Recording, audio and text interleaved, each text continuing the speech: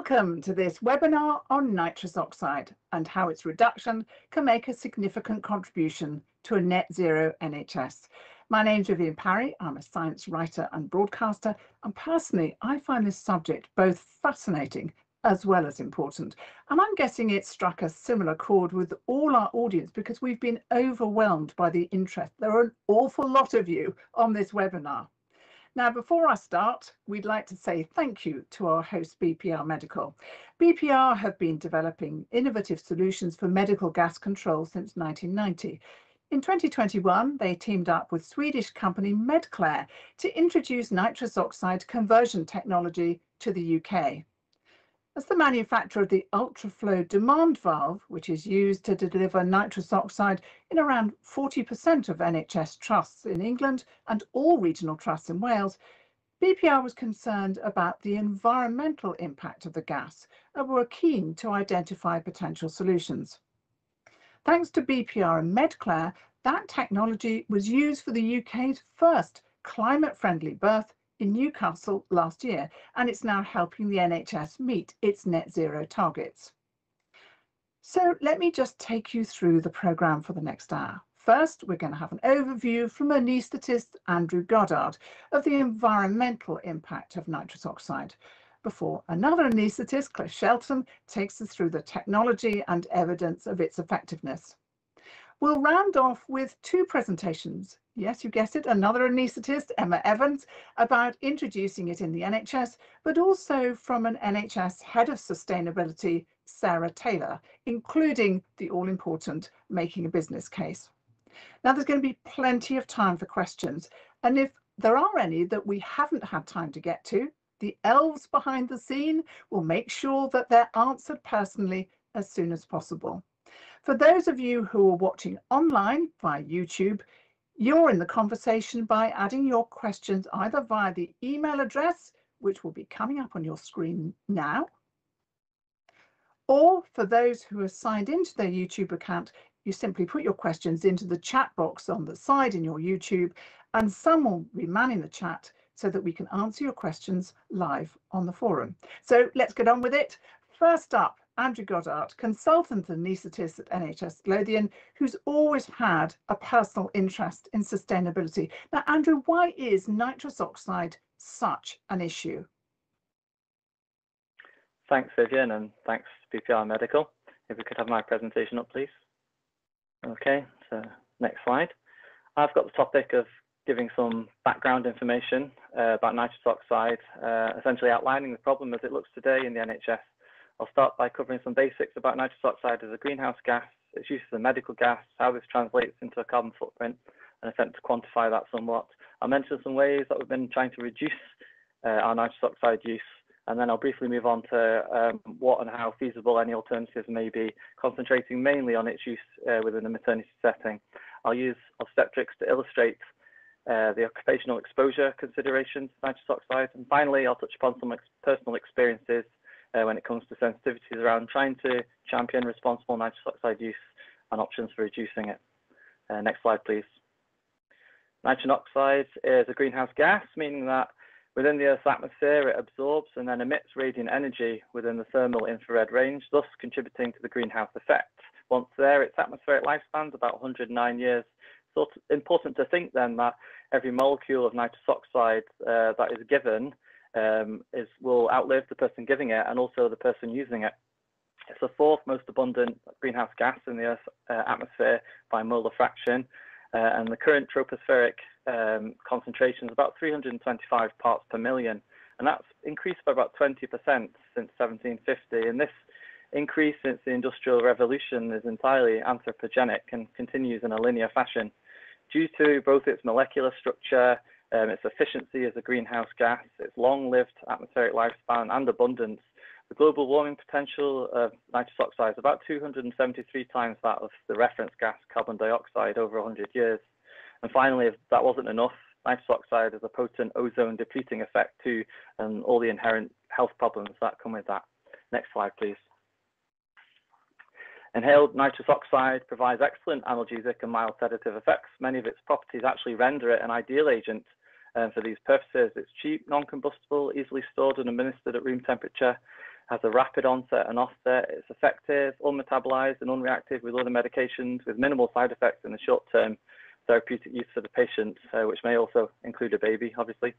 Its administration doesn't require too much additional staff training or patient monitoring. It's maybe no wonder then that it's persisted for about 250 years as either part of general anaesthesia, but also to provide procedural analgesia and sedation in endoscopy units, dental suites and emergency departments, and of course in maternity units for labour analgesia. Next slide, please.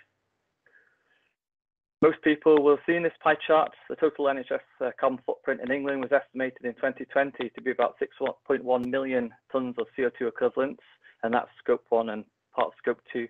5% of this is associated just with anaesthetic gases, and 80% of that is nitrous oxide related.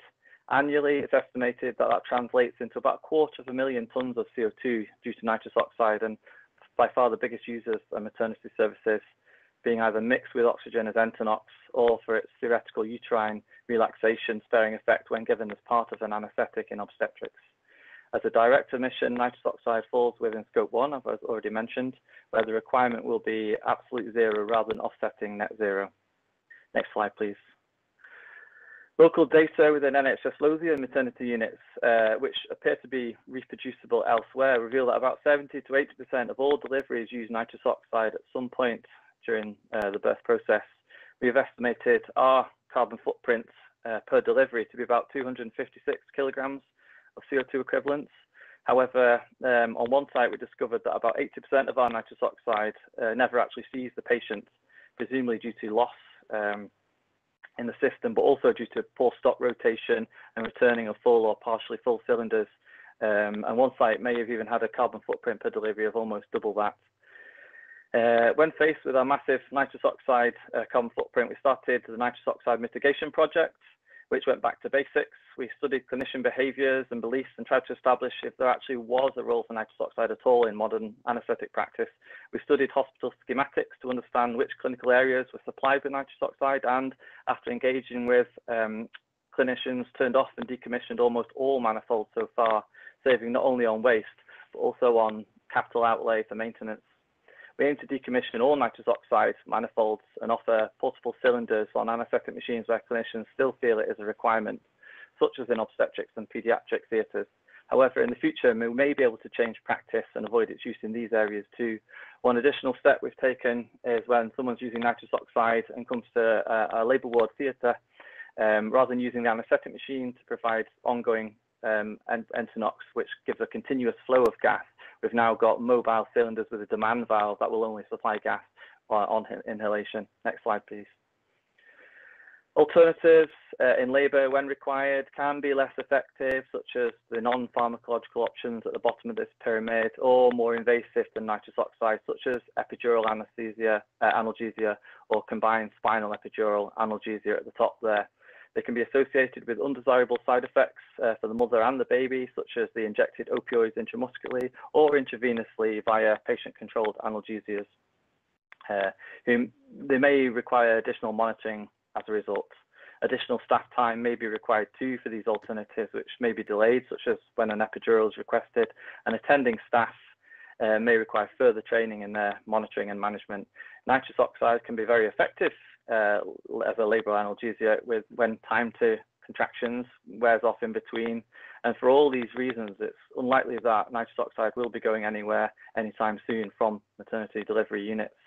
Many of these same issues apply to potential alternatives out with the maternity unit too, such as with more traditional bolus drugs like opioids, benzodiazepines, ketamine, inhaled methoxyfluorine, or infusions of propofol. Next slide, please. Nitrous oxide falls under control of substances harmful to health regulations, and with the Health and Safety Executive giving prescribed limits on occupational exposure, and this limits workers to 100 parts per million over an 8-hour time-weighted average. Long-term nitrous oxide exposure is associated with several possible ill effects, including direct neurotoxicity causing neuropathy, myelopathy, and subacute combined degeneration of the spinal cord. Similar effects are also thought to result from nitrous oxide causing vitamin B12 deficiency, which can result in megaloblastic anemia. Nitrous oxide can also affect DNA synthesis, and for that reason, it's been recommended that workers in the first and second trimester of pregnancy avoid exposure. And this may explain the possible subfertility and infertility seen amongst such workers. Although well known, it appears that only recently in the UK there's this increasing awareness of these issues and drive for change. Occupational exposure may be mitigated somewhat by active ventilation of delivery rooms or by anaesthetic gas scavenging systems, supplying those areas to capture and remove exhaled gas. But these mechanisms do nothing to mitigate the harmful effects of nitrous oxide on the Earth's climate, which I've already outlined. Next slide, please. I think we do have to be a little bit sensitive, though, when discussing sustainability considerations for nitrous oxide in the maternity setting. We have to consider the possibility that highly vulnerable people who are suffering may not wish to know or be guilted about climate impacts of their healthcare choices. There's been some concern that publicity around the significant climate effects of nitrous oxide may risk its removal completely, and we must reassure them that this is not the case. People have a right to choose what analgesia they wish to use in labour. Should people in labour be burdened at all with the environmental considerations of nitrous oxide? On the flip side, often people are entirely unaware of these considerations, and some actually preferred to know when it was explained to them, and it said they may have even chosen to use an alternative method of analgesia as a result of this knowledge as part of patient choice and informed consent. Next slide, please. So nitrous oxide, the bottom line, it's a significant carbon contributor and ozone depleter. As a scope 1 emission, we need to find a way of achieving absolute zero. It remains widely used, especially in maternity services, where it provides an effective and safe labour analgesic. However, there are concerns for staff who are subjected to long-term occupational exposure. Medical use of nitrous oxide is a problem that can no longer be ignored, and we all have a role to play. It requires an effective, cost and time-efficient, reliable solution against emission and exposure to be developed, which can allow continued use where clinically appropriate. Thank you. Thank you so much for that, Andrew. That was a really good overview. And Humphrey Davy, of course, one of the original discoverers of nitrous oxide as an anaesthetic, has got a lot to answer for, I think. So how can these emissions be reduced? I mean, it's absolutely plain that there is a real case there. To introduce us to the BPR solution and, as importantly, to a study of its effectiveness, I'm pleased to welcome Cliff Shelton, who's consultant anaesthetist at Wythenshawe Hospital, Manchester. Cliff. Thank you very much, Vivienne. Well, it's nice to come and talk to you all, and I'll be introducing you to this device called the Mobile Destruction Unit, or MDU, the thing that can break down nitrous oxide. We've had a couple of these in our trust, Manchester University NHS Foundation Trust, for the last 6 months or so. And we've had the opportunity, supported by our sustainability colleagues, to take some measurements in the clinical workplace to see how they perform with real patients, which of course is potentially a big concern because labour is not known as a predictable and controlled experience. So there's reasons to think that this might be quite challenging to implement. So let's put my slides on and I'll talk you through a little bit of the context and then some of our work. So what you're going to see on the first slide is actually a colleague of mine posing with a demand valve, the thing that most women in labour will use to get nitrous oxide or gas and air.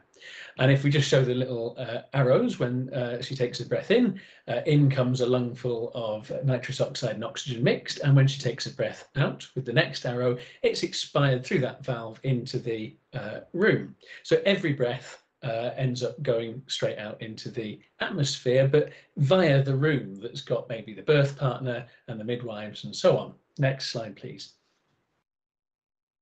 And as has already been mentioned, there's a potential issue here, which is not only environmental, but occupational. So I, as an anaesthetist, don't spend a great deal of time at the bedside for women in labour, but my midwifery colleagues do. And there's a potential, if this isn't dealt with, that they will exceed those levels, which Andrew's already mentioned. Next slide. And we've also heard that there are some alternatives, and actually this is my job as an anaesthetist to come along and offer these things like remifentanil and epidurals to people who request them, and that's absolutely fine and they're very effective.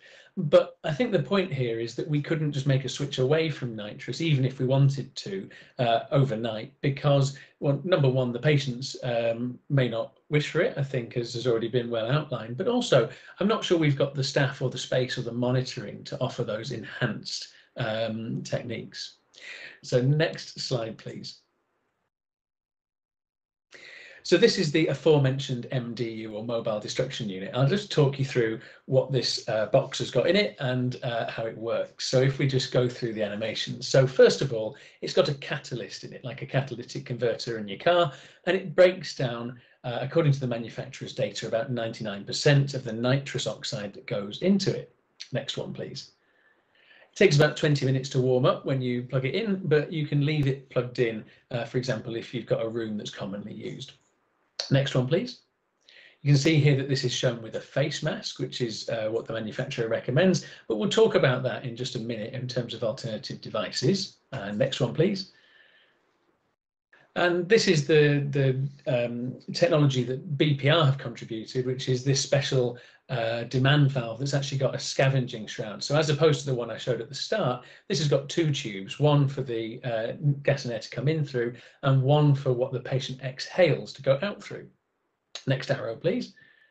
And you can see that the exhaled gas is drawn in through that hose into the box where it's broken down. Next slide, please. So when we got one of these, we did a bench experiment just to see what would happen in ideal circumstances. Now, you can't quite make it out from the photograph, but what that shows is the MDU plugged into what we call a test lung. So it's basically a big set of rubber bellows that are used to test ventilators. And we use that to do simulated breaths of gas and air with and without the machine.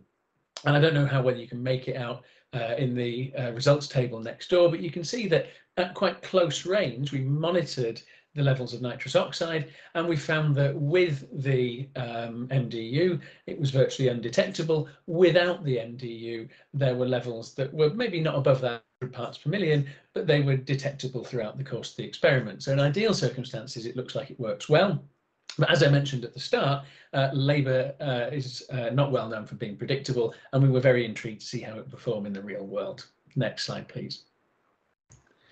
So this is one of our delivery rooms at the birth centre at Wythenshawe Hospital, and we'll just put some arrows on to show you some key features. So here's where our nitrous oxide and oxygen outlets are at either side of the room, and another arrow shows that there's a nice plinth here just next to the window. I should point out these windows don't open, where you can put a nitrous oxide detector. So this is how we did our study. And if we put on the next couple of little animations, we set our nitrous oxide detector to take a level every 2 minutes, and we monitored that during the last 30 minutes of labour for a series of patients. We picked the last 30 minutes because some people were in for a very long time, some for a very short time, but almost everybody's in for at least half an hour. So that allowed us to compare like with like. And we started off this project without the MDU, and then we introduced the MDU in a sort of stepwise fashion. Now, we've already had a bit from Andrew about climate guilt, and I think this is really important. So I just wanted to illustrate that, you know, when it comes to patient information in this particular context, it's got to be short and to the point and easy to understand, but also note that we talk about our carbon footprint here, not the carbon footprint of the patient or her baby, but we are appealing to our patients to help us out with dealing with the trust's problem. And I think that's probably the way that this should be pitched in this context. Next slide, please. So here's the important bit. This is a thing called a run chart, and it's a way that lets you look at data that's got variation in it. You can see on the bottom of the graph, the scale shows the cases. So this is our first 12 cases. And on the side of the graph, you can see parts per million of nitrous oxide. And this is the readings that we obtained every 2 minutes, the average every 2 minutes in the last 30 minutes of labour without any destruction equipment. And you can see here that some of these levels are quite high, up to nearly 200, and some of them are very low. And this indicates how variable people are in the way that they use these techniques. But we've drawn an orange line through the middle, and that's the median. So that's like an average of what we have without any destruction equipment, and it's around 45 parts per million. So not the sort of thing that would make your occupational health officer, you know, really upset, but something that's measurable and significant. So then we introduced the MDU, and I've put a little picture of a mouthpiece above both of these sections of the graph because that's what our midwives tend to use. So historically, that's what we're used to at Wythenshawe Hospital. And we decided we were just going to change one thing at a time. And we didn't expect this to work very well because we'd heard from Medclaire, the manufacturer of the MDU, that they felt, and this is very rational, that covering both the mouth and the nose might cause more exhaled nitrous oxide to be captured. But you can actually see that apart from the first of these 8 cases where we used the MDU and the mouthpiece, all of them were below that initial median. And when you do quality improvement science, this is what's called a shift. So we've got 7 points, all below the initial median, and this is very unlikely to happen by chance. So this is a result that we think has arisen from using the MDU with the mouthpiece. But we wanted to then test it as directed, and if we can introduce the next part of the animation, you can see here that we used what I would call a standard anaesthetic face mask. So this has got a sort of air-filled cuff that goes over the nose, under the chin. And you can see that the graph kind of looks like it looked in the original state. And we thought that's very unexpected. But when we talked to the midwives, they said that actually these masks can be quite claustrophobic when they're used for a prolonged period of time. And these peaks they thought were associated with patients who wore glasses or spectacles because the air-filled cuff kind of gets in the way of them and stops the patient from being able to see. I thought that was a really obvious point, but one that I didn't figure out prior to doing this work and talking to the midwives about what they observed. So then in the final stage, if you can show the last piece, we just used a skinnier face mask. So I call this a low profile face mask that kind of fits under the glasses. And you can see that our graph looks very good here. And actually the number here is only 8.7 parts per million median overall. So this is a really substantial reduction that we saw of nearly of around 80%. So on to the next slide, please. So what did we learn from this? Well, I think there's a few things to take here. First of all, using the MDU can result in a substantial reduction in the ambient levels of nitrous oxide. I think that's really important from an occupational point of view, and it's probably also really important from a climate point of view. But just bear in mind that we were measuring levels in the room and we can't quantify exactly how much of the nitrous oxide was broken down. The other thing to say is that it's possible for it not to work if you don't implement it in a way that works for the patients and works for the midwives. And it was really interesting that the thing that our midwives have been used to using was actually highly effective. And when I talked to them about what that was all about, they said, well, we've been training patients for years to keep the mouthpiece in between their teeth and breathe out through it, even though that doesn't really have a function when you don't have the MDU. But they said that helps people to focus and to control their breathing. And it seems to be that effect that accounts for that effectiveness. And then the low profile mask pretty much does what the manufacturers expected. It's just a little amendment to what we were initially delivered to work in the particular context. So I think, you know, technology works, but how it's implemented is really, really important. I'm just going to move on to my final slide now, which should be a QR code. And we wrote this up, actually, Andrew, the previous speaker, was one of our co-authors. We've got some feedback from the midwives in there as well. And if you want to point your phones at that, it'll take you to a copy of the study, which explains in much greater detail than I could fit in 10 minutes exactly what we did and exactly what we found. So thank you very much for your attention, and I'm looking forward to some questions later on, but I'll hand back to you, Vivienne, just now. Thanks very much, Cliff. And actually, already we've got quite a lot of questions coming in. So do keep coming with those questions because you've got the experts here. So you've heard from Cliff that the kit can be very effective, but actually getting it into the NHS is another thing. And our next 2 presentations are going to look at the challenges. First of all, the unique cultural and human challenges typical of maternity ward environments.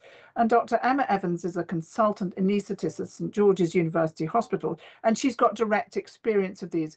So, Emma, a maternity unit is very, very different to some of the other environments that gas and air, Entonox, are used in like endoscopy. Very, very different. So is that a part of one of the barriers to implementation? Thanks, Vivienne. I mean, I think you're right. It's an environment that there's a much stronger view on becoming more normalised. Not all labour wards are the same.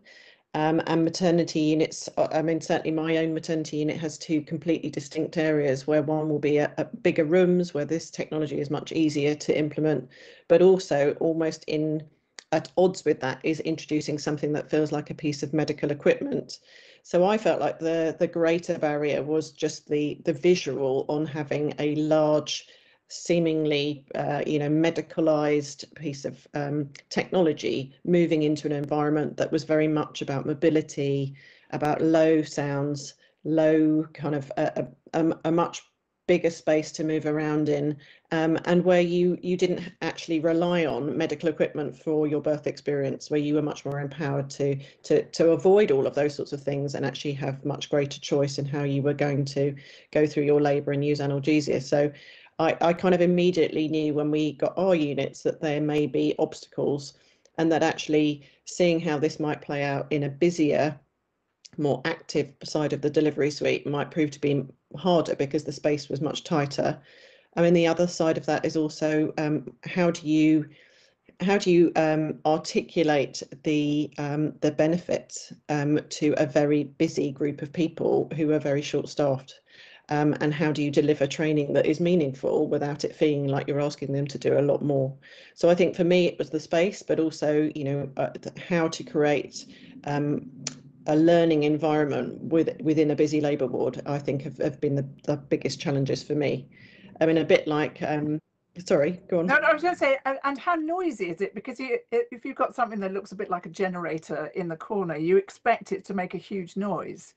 Well, I think that's the bit. You wheel them in, and I think everyone expects it to sound like a massive generator going on, and they are pretty quiet. They're silent, and I think that becomes a huge surprise to the people using them. And the other bit that came as a surprise, although we haven't done as much work as Cliff has clearly done in terms of the obstacles of glasses, is that the anaesthetic face mask, again, was seen to be a very, very medical thing. It was so at odds with the training around using mouthpieces that was felt to be something that felt like you're really, really are pushing your luck here in terms of trying to implement this. But actually, people have surprised themselves. The women haven't really had any issue at all with a face mask in the much smaller group of people that we've used them in so far. And so far, they haven't really noticed that even a piece of equipment is in the room that shouldn't normally be there. So it's so far so good. But I did feel that it was us. We were potentially destroying that environment by having a piece of equipment like this, but it hasn't proven to be the case so far.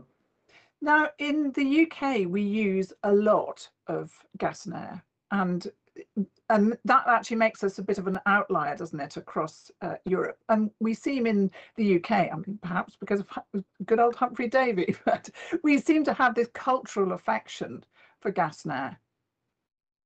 I mean, you're right. I mean, this was at the turn of the century, and prior to that, this was something that was part of a party. Nitrous oxide has a reputation and was then coined as laughing gas for a reason.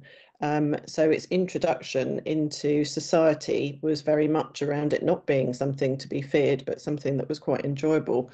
And I think overall, we have not had the same kind of view, I think, as potentially the United States around it being a medical gas outside of anaesthetics. As an anaesthetist, and I'm sure my colleagues here will attest to, this was very much part of, and I'm possibly a bit older than them, a part of my training. Nitrous oxide with an anaesthetic had many, many uses, and it was the mainstay of older anaesthetic agent use.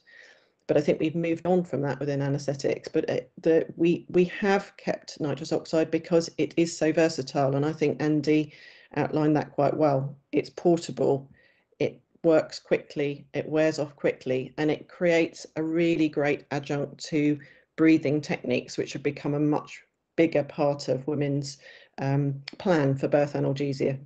And it's almost seen to be not a medicine. In other words, it's just a bit of extra support. Now, one thing I think which is an elephant in the room for me is that when women are in the middle of labour, environmental focus is not at the top of their mind. There's a lot of very blue language in maternity units, and the idea that you could suggest that, you know, you're not having your gas and air because actually it's bad for the planet might not go down terribly well. No, and I think I agree with the use of the language that Cliff had on his unit. I think this is something that you can talk, well, we should be able to talk about, but I don't think it's at the time when you're in labour is the moment at which you start to introduce the idea that maybe you want to think differently about this.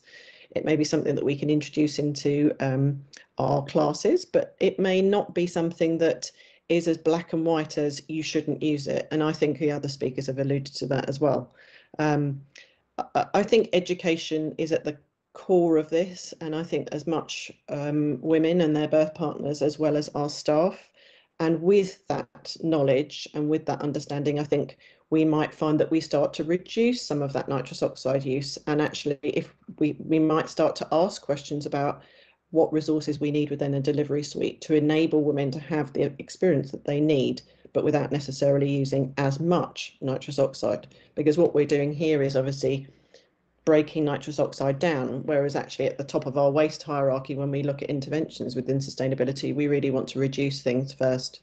So we want to make sure our waste processes and everything around leakage of nitrous oxide within pipe work, which Andy talked about, have all been managed as well. So I think we need to let women know that we are doing all of those other things too, and that taking nitrous oxide away from them isn't the only thing that's happening. So there's a very clear message coming from you and indeed the other speakers that you cannot pile this responsibility onto labouring women. You know, it has to be sorted out for them, if you like, before. And what I'm also getting from you is this sense that education, both of the midwifery workforce and in advance, and also with women, is essential. You know, whatever has been done in terms of effectiveness, unless you sort out the education, this isn't going to get implemented. Yeah, I mean, I think without that, it's very difficult for any of us to understand what tangible difference this makes, because we talk in very technical terms about carbon dioxide equivalents and your carbon footprint.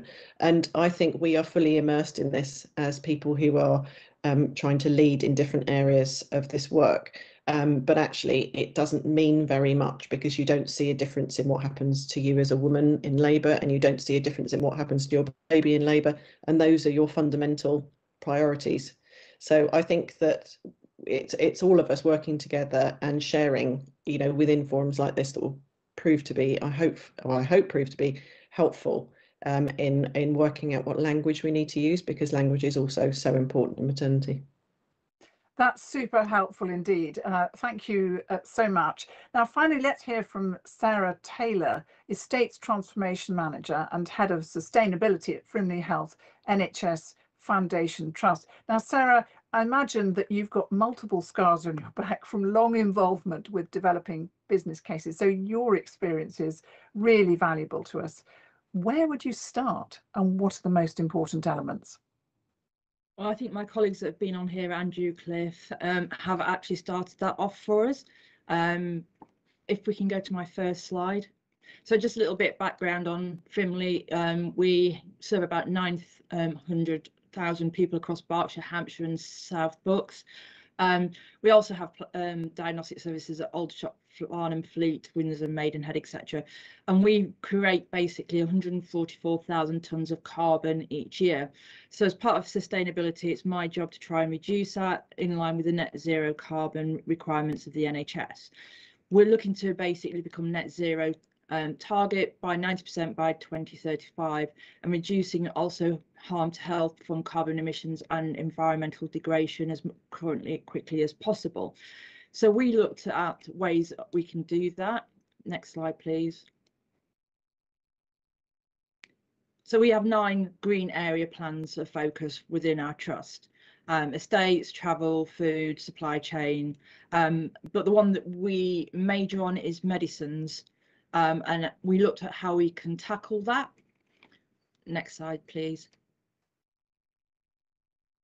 So we went and had a look at our medicines priority green action plan, which include medicines optimization, environmental impact assessments, looking at desflurane, sovereign, and encouraging anaesthetic teams to use different types of anaesthesia. But we also looked at then doing our nitrous oxide waste audit across all trusts, and from that we looked at the maternity needed to reduce the amount of nitrous oxide emissions, and by doing that we then went and had a look at how we could do that. Next slide, please. Now I won't bore you with this slide because I'm sure many on this will have seen this 1,000,000,001 times, and can probably do it better justice than what I can. But basically on here we're looking at scope 1 for us, for the anaesthesists, and it covers 7 GHGs, carbon dioxide, methane, nitrous, fluorocarbons, etc. Next one, please.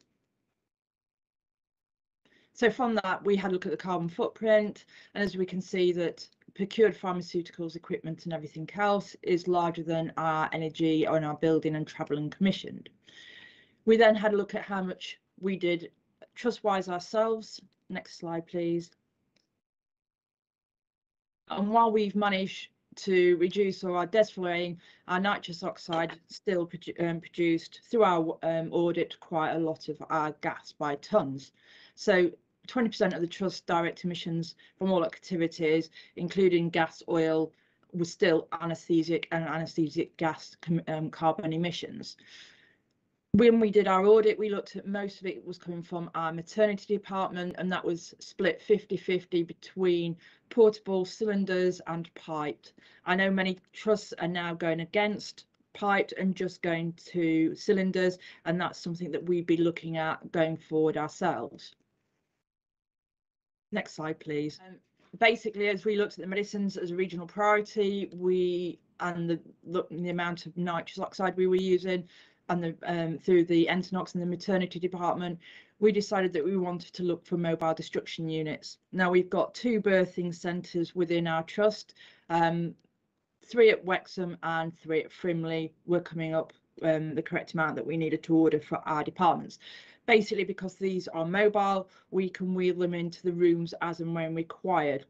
And therefore, it doesn't mean that if a lady giving birth doesn't want one in her room, it doesn't have to be there, and it gives her the option of whether she wants to do it or not. Why did we choose this?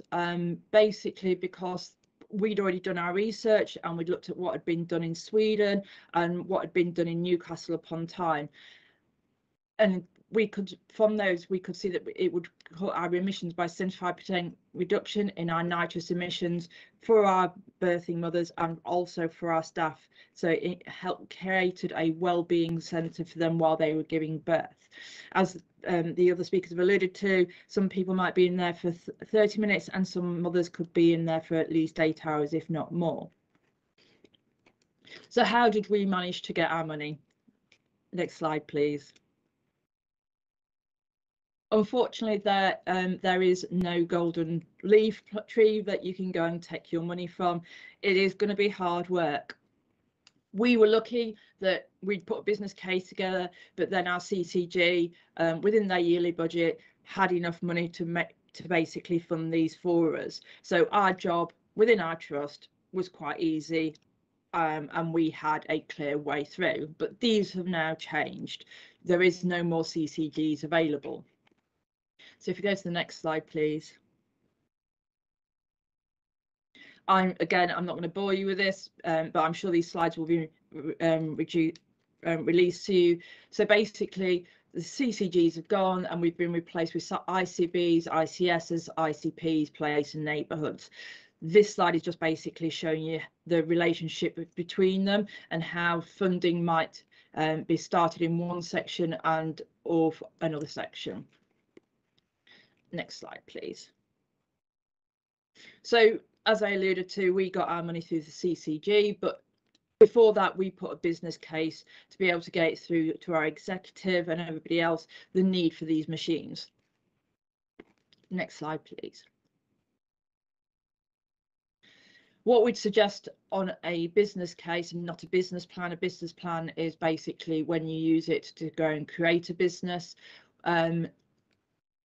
you need to articulate what you're wanting and why you're needing it. So therefore, there are steps that we need to take, and you need to understand your audience on that business case and write it in such a language. And it may be that you need one for your technical team and one for your non-technical team, just that they can understand at their level, and you're not bombarding them with terminology they do not understand. In your business case, always please do put if you're going to use abbreviations, put a page in there so that people aren't sat there not understanding what you're trying to discuss and what you're trying to get over. It confuses them and they'll just reject it straight away. So it's essential that any business case is proposed to create and your wider aims and your objectives of what you're trying to do. It's equally important that key stakeholders such as budget holders are consulted even in the first thoughts of even writing a business case. They are going to be the people who are going to back you. They are going to be the people who understand what your objectives are, and they will also be able to provide you information like Cliff has with his audits and his information. They are going to be the people that if you're heads of sustainability or your estates, you're going to go to for the information to help you. They're also going to be the guys who will put the audits in place in your trust to actually see where your requirement for these machines are. Now, there is no surefire template for any business case. Some trusts have a template that they'll expect you to write, some have none. You just want one that flows easily for what you're trying to achieve. Next slide, please. It might seem time consuming, but it's not complicated. If you get the bones down and what you're wanting to achieve, it will help you. What is the purpose of the project? Who's working on the project? What does the project connect to your organizational goals and objectives? What metrics are you going to use to measure the success of the project? Who is working on the project? When is the project going to start? When is the project going to complete? What mitigations are you going to be putting in? Make sure you pitch it right. Make sure you answer the basic questions. Don't be scared to send your business case to a number of departments and get them to answer and ask you questions so that you can include those in your business case. Biggest advice is just share advice. Go on to Futures if you're NHS. Go and speak to your anaesthesiist. Go onto the internet. Go to a number of people. They will share that advice with you. Don't be scared to ask. We're all working to a common goal. We've all got to be net zero. We've all got to reduce our emissions. Some of us are ahead of the game, some of us are in the middle of it, some of us are starting out, but we all started. We were all that learner driver at one point, and we're all know where you've been. We've all gone through the bad and the good times, and we're happy to help. Next slide, please. So as Cliff said before, make sure as part of your business case you include a period of data, audit, analysis. It can be time consuming, but if you get it right and you do it, then you're going to be able to make your business case more inclusive. And you'll also look at the SMART objectives. Be specific, be measurable, be achievable, realistic and timely. Benefits are also associated with costs, but there are also risks. Make sure you answer those risks. Don't be scared to not include your risks in your business case and how you're going to mitigate, because sometimes that becomes a benefit as well. Also, analyse your quantitative and your qualitative outcomes and present these differences that you've made. Next slide, please.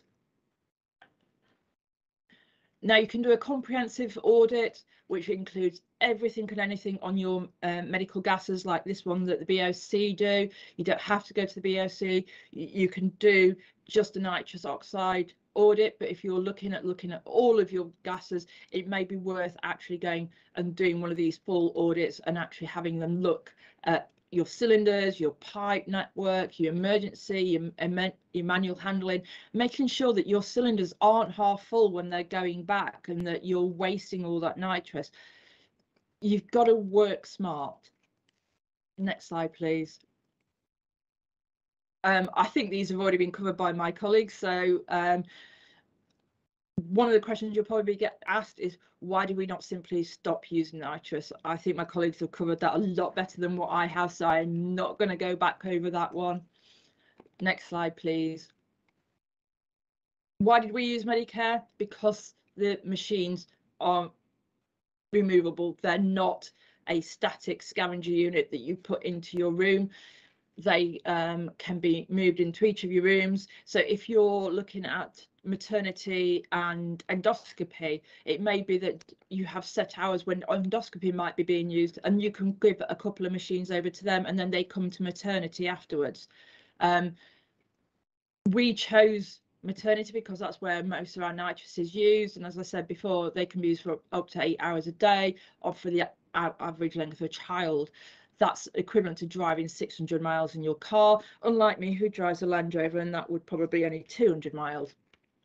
There's been several studies, like I said, that you can use in your business case. There's BMJ, there's so much out there. Next slide, please. And if I haven't bored you enough and you want some bedtime reading on how to undertake a business case, there is also the Treasury Department and the government, which has a document there that will help you go to sleep if nothing else does. Next slide, please. And that's the end of my presentation. And Sarah, that was fantastically helpful.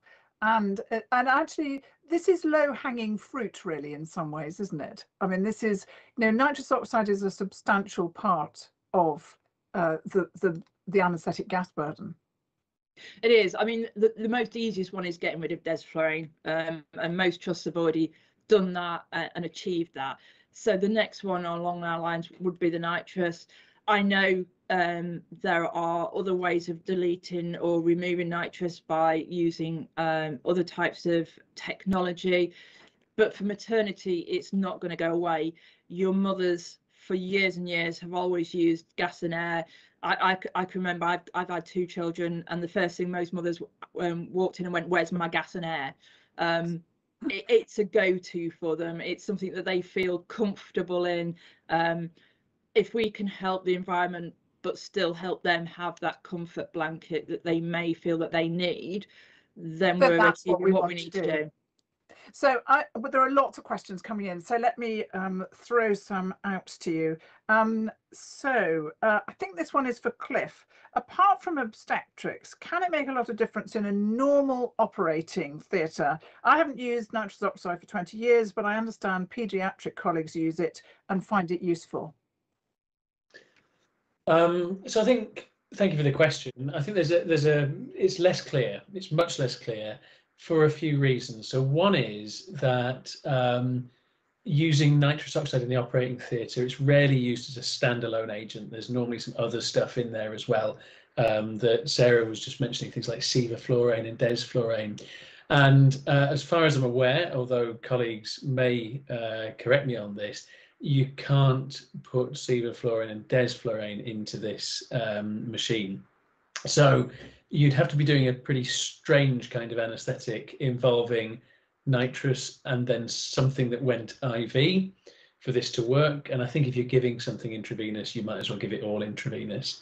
So I think, in my mind, the nitrous oxide has probably had its day in the intraoperative use. I've not used it since I was a very junior trainee anaesthetist. There's lots of good alternatives to it, and paediatric colleagues, they have a tradition of use, but it doesn't need to be used. So I think the way to deal with the operating theatre is to largely get rid of piped nitrous and maybe have a few cylinders for specific indications. I see this as a much more useful technology in the maternity setting, where, as everybody's mentioned, it's quite hard to get rid of gas and air because we've got used to it as a service, and the patients often have a preference for it. Yes, and we should never forget patient choice, because that's a central element in the NHS. Andrew, we've had a number of queries about this, and I found it myself. What's the best source for global warming potential figures for nitrous oxide? Because I've looked at a lot of different sources and they all have a slightly different number. Is there a definitive number? The answer is no to that. So yeah, I've seen it vary from about 265 to 298 times the equivalent of the reference gas, carbon dioxide, and depends on what source you look at. There's NHS England sources, there's the government sources, there's American sources. So it just depends where you look, and I'm not sure. I've not looked at the background of how they've come down to those actual figures, and it may be due to the way that things are measured or when that data was produced, which may explain the difference. So a ballpark figure would be around 265 times. So absolutely worth saying in a business case that there is a range, and it from this to that. So the easy answer is it's significant. Yes, it's very indeed. large. Yeah, indeed.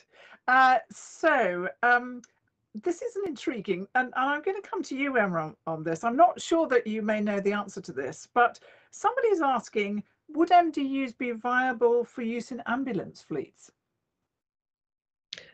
Well, and I would say the answer to that question is it depends on how small you can get an MDU in an ambulance fleet. I know that Medcare are working on a portable solution for exactly that. But I also know that Penthrox, which is an alternative to nitrous oxide, is used much more in a pre-hospital setting and also in emergency departments as an alternative inhalational analgesic, although it does have a 2-hour, I think, and again, I can be corrected by other colleagues, a 2-hour window for its use. You can't use it for prolonged periods of time. It does have a much lower carbon footprint, so it's a kind of win-win, but it is licensed for an acute setting rather than a planned setting. So it has almost the perfect environment is in an ambulance. But I do know that there should be some units that will, I think, are in development, have been patented, that may help nitrous oxide to be destroyed pre-hospital. But I think watch this space. That probably is for Medcare to answer ultimately. Cliff, a bit of confusion about what Entonox is. Let me just give us a definitive answer. Is Entonox good for the environment? And I think people are not quite sure what proportion of Entonox is actually nitrous oxide. Yeah, so Entonox, there's 2 brands of nitrous oxide oxygen mix that you can buy in the United Kingdom. And they are called Entonox and Equinox, and they're both the same thing. It's 50% nitrous oxide and 50% oxygen. These are designed for use in patients who are awake, so not under general anaesthesia, and they tend to be used for painful things like labour and procedures, as colleagues have talked about. So that's the way they're delivered. In the operating theatre, we have pure nitrous oxide, and we blend it using an anaesthetic machine, and we can vary the concentration, anything up to 80%, anything down to 0%. But that's only really safe if you've got continuous observation and so on.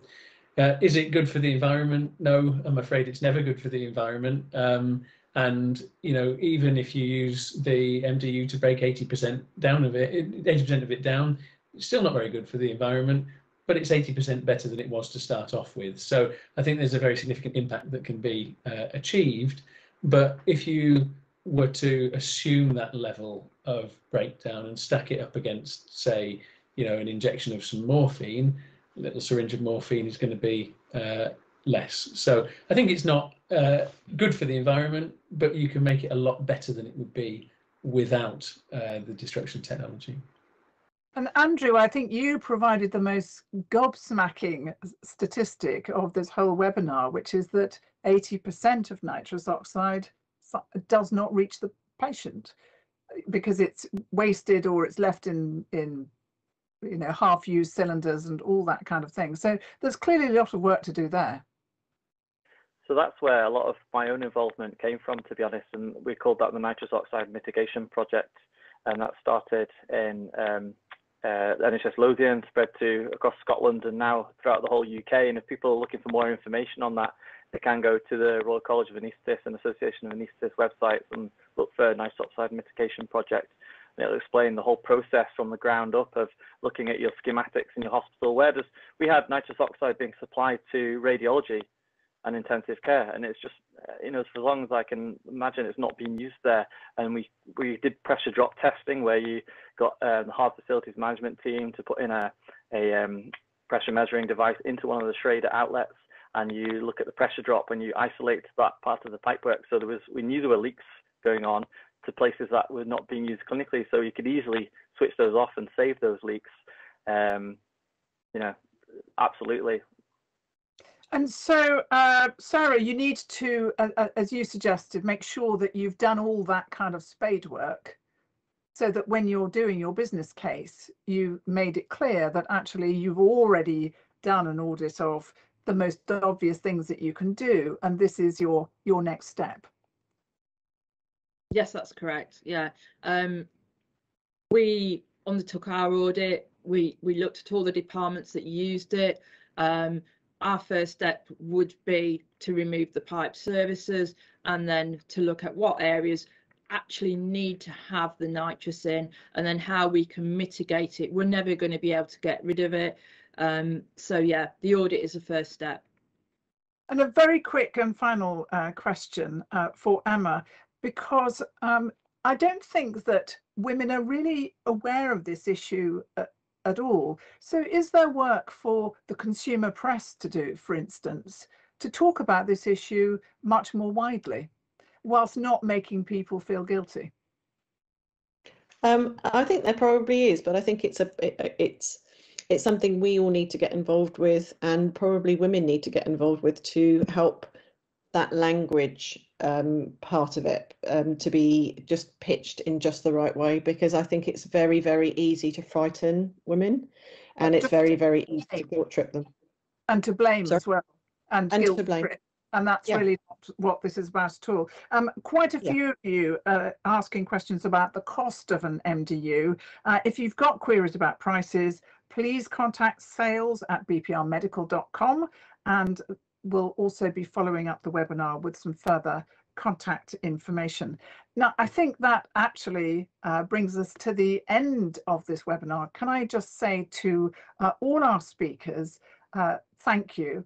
You've really provided some fantastic information, and I hope that all of you who are listening have found it helpful, and that you're not so horrified and frightened by the business case, which I know some of you will have to be writing in the near future. So once again, thanks to BPR, thanks to our splendid guests this evening, and it's bye for now.